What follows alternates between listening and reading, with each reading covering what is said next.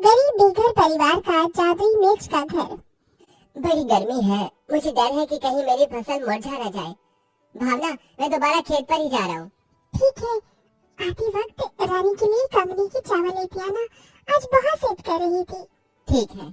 दोपहर का खाना खाने के बाद गौतम वापस से अपने खेत पर ही जा रहा था कि तभी दरवाजे पर उसे उसका मकान मालिक मिला। अरे मालिक आप? हाँ गौतम, और बताओ फसल कैसी हुई है? हाँ ठीक ठाक है। वैसे आपका कैसे आज इधर का रुख हुआ?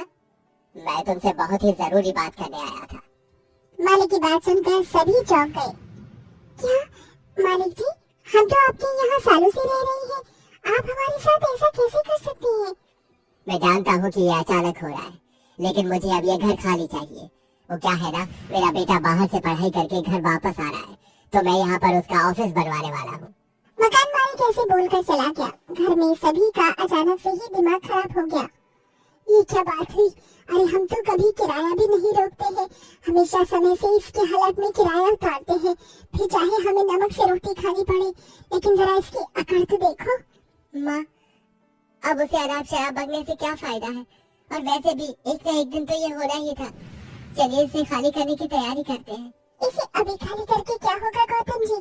पहले तो घर का इंतजाम होना चाहिए। हमारे घर में कोई लंबा चौड़ा सामान भी नहीं है, बस ये कुछ तांबे के बर्तन है।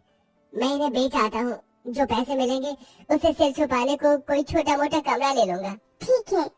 गरीब किसान के घर में ज्यादा सामान नहीं था, जो सामान था उसे लेकर वो चला गया और सामान बेचकर गौतम किराए का घर ढूंढने लगा। एक बार सोच लीजिए, मैं जरूरतमंद हूँ। अरे मेरा ये कमरा किराए पर उठाने के लिए नहीं है, तेरी समझ में नहीं आता है क्या? अरे नहीं, यहाँ भी बात नहीं बनी। एक तरफ गर्मी में इधर उधर भटक रहा था, तो वहीं दूसरी तरफ मकान मालिक ने भावना, उसकी सास और बच्चों को घर से बाहर खड़ा कर दिया था। कितना बेदर्द इंसान है, ये तो एक मिनट में ही पराया हो गया है। ये दुनिया बस ऐसे ही है माँ जी, यहाँ कोई किसी का अपना नहीं है। आप इसे ज्यादा दिल पर मत लीजिए।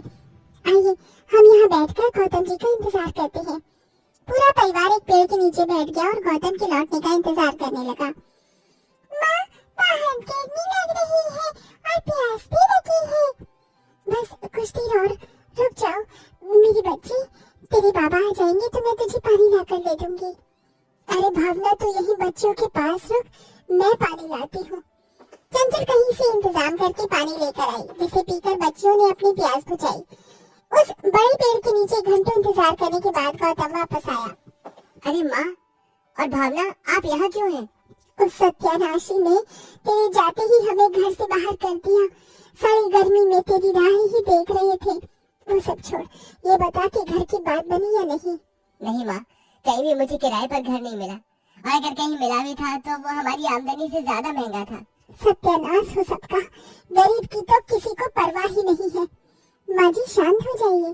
क्या शांत हो जाऊं? आज मैं बहुत गुस्से में हूँ। चंचल बहुत ज्यादा गुस्से में थी और दोनों पति पत्नी बहुत टेंशन में। हम तो किसी तरह रह लेंगे, लेकिन हमारे बच्चों का क्या? मेरा तो बहुत दिमाग खराब हो रहा है।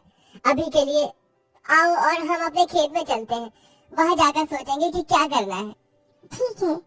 पूरा परिवार खेत पर ही चला गया, जहाँ सर छिपाने के लिए गौतम ने तिरपाल खरीद कर एक तंबू बना दिया। थोड़े से पैसे थे, चलो कम से कम ये तिरपाल तो आ गई। पापा, पापा भूत।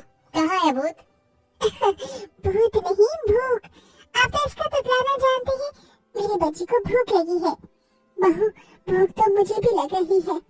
आप सभी की ये हालत देखकर मुझे अपने मर्द होने पर शर्म आ रही है। आप ज्यादा मत सोचिए। माँ, भावना और बच्चों, आज रात को पानी पीकर ही सो जाओ, कल को मैं जरूर खाने का इंतजाम कर दूंगा। पूरे परिवार ने यही किया। वो सभी एक गिलास पानी पीकर सो गए। अगली सुबह, हे भगवान, मेरी रानी को तो बुखार हो रहा है। माँ! हाँ बच्ची, मैं यही हूँ। शायद ये सारा दिन भूखे रहने और धूप में तपने की वजह से हुआ है। शायद आप सही हो माँ जी। मैं जाकर अपनी मिर्च बेचने की कोशिश करता हूँ, 50 रुपए भी कम गए तो घर में आटा आ जाएगा। गौतम काम पर चला गया। थोड़ी देर बाद, बहू प्यास लग रही है और मटकी में पानी खत्म हो गया है। जा जाकर पानी भरना, बच्चियों का ख्याल मैं रख लूंगी। जी माँ जी।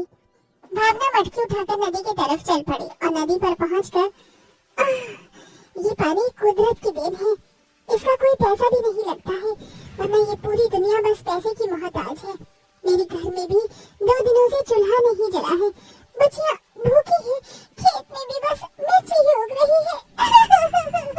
भावना वही नदी के पास बैठकर रोने लगी। उसे अपनी लाचारी पर बहुत ज्यादा रोना आ रहा था। भगवान, तो इतना नजदीक क्यों है? अभी वो ऐसा बोल ही रही थी कि तभी एक चमत्कार हुआ और नदी में से एक बहुत ही सुंदर देवी निकल कर आई। घबराओ नहीं, मैं जल देवी हूँ। मैंने तुम्हारी सारी बातें सुनी है भावना। तुम साफ दिल इंसान हो और मैं तुम्हारी मदद करने यहाँ पर आई हूँ। मेरी मुसीबत में पड़े लोगों की मदद करना मुझे अच्छा लगता है। ये लो, मैं तुम्हें वरदान देती हूँ। तुम मेरी नदी से पानी ले जाकर अपने खेत में डाल देना और कल सुबह तक जादू देखना। ऐसे बोलकर देवी गायब हो जाती है। भावना ने बिल्कुल वैसा ही किया जैसे कि उस देवी ने बताया था। शाम को गौतम भी 100 रुपए की मिर्ची बेच आया, जिससे कि भावना ने सभी के लिए रूखी रोटियां बना दी। खा लीजिए, उम्मीद है कल की सुबह अच्छा दिन लेकर आएगी। सभी रूखा सूखा खाकर ही सो गए। अगली सुबह जब रवि की आंख खुली तो वो सभी हैरान रह गए। क्या ये मेरा ही खेत है? अरे वाह, ये लाल लाल मिर्ची कितनी चमक रही है। लगता है देवी का दिया जादुई वरदान असर कर रहा है। जादुई वरदान? भावना ने सभी को कल की घटना बताई। अरे वाह, लगता है कि अब हमारे दिन बदल जाएंगे। माँ, बस खेत में मिर्ची आई है। अभी तो सबसे बड़ी घर की दिक्कत हमारे सामने खड़ी हुई है। हाँ, घर का इंतजाम होना जरूरी है। अभी तो ठीक है, लेकिन बरसाती लगते ही हमारा कोई ठिकाना नहीं रहेगा। भावना ने ऐसा बोला ही था कि तभी एक जादू हुआ। अचानक ही खेत की मिर्ची हिलने लगी और टूटने लगी, और ऐसा होते होते ही मिर्ची से ही एक महल जैसा घर बनकर तैयार हो गया। ये क्या हो रहा है? घबराओ नहीं, ये मिर्ची घर खास तुम्हारा ही है। अंदर आओ। घर के बोलने पर सभी घबराते हुए घर के अंदर गए और अंदर जाकर उन्होंने देखा। उसे देखकर सभी की आंखें फटी रह गईं। ये तो मिर्ची का बना महल है। सही कहा। अरे काजल बेटा, यहाँ तुम्हें मिर्ची लग जाएगी। नहीं, मैं जादुई मिर्ची हूँ। इस मिर्ची से मिर्ची नहीं लगेगी। क्या सच? अरे भावना, देखो इस कमरे में कितना बड़ा मिर्ची का बेड है। और वो देख, सारा फर्नीचर भी मिर्ची ही बना है। हाँ, ये तो कमाल है। सभी ने अपना पूरा का पूरा घर देखा। वहाँ खिड़की, दीवारें, सामान, फर्नीचर और फर्श से लेकर सभी कुछ लाल मिर्ची का ही बना था। वहाँ जल देवी की जय हो। हमें कितना अच्छा ठिकाना मिला है। सही कहा। इस खुशी में आज तो मेरा मन कुछ अच्छा खाने को हो रहा है। हमें अभी बस घर ही तो मिला है।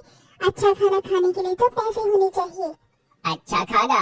बैठिए, मैं आपको देता हूँ। जब जादुई मिर्ची घर है साथ, तो डरने की नहीं है बात। सभी डाइनिंग टेबल पर बैठ गए, जहाँ मिर्ची घर ने उन्हें अच्छा अच्छा खाना खिलाया। आज तो मजा ही आ गया। सच में सारी चिड़चिड़ाहट भी शांत हो गई। हमें अपनी प्यारी मिर्ची घर का शुक्रिया अदा करना चाहिए। माँ, मुझे तो अभी और खाना है। बोलो बच्चे, क्या खाओगी? रबड़ी। अभी लो।